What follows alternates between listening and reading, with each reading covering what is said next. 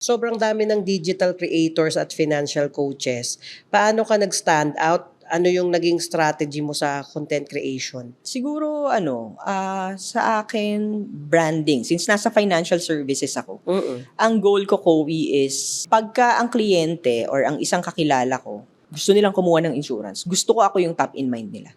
Walang iba. Paano mo ginagawa yun? Para siyang, parang gusto, yung lumalabo lahat ng nasa gilid nila, ako lang yung nakikita nila. That's my goal eh. Kasi kailangan when you do content, meron kang niche. Hindi ka pwedeng sabog-sabog ka lang dyan kung ano-ano mga ilabas mo, no? Gusto ko, lagi nila nakikita yung pagmumukha ko sa feed nila. Hindi ako pwedeng mawala dyan for today's video. Dapat nandyan tayo lagi. So, that's one of my strategies with building my brand. And it's really about the market. Pag nakita mo yung market behavior, kaya mo na siyang i-penetrate. Kahit hindi ka sikat, kahit hindi ka artista, kaya mong gumawa ng something na makikilala ka dyan sa industry na yan. Mas madali na siya, I would say. And siguro, it was an advantage to the creatives. This is the era of creatives.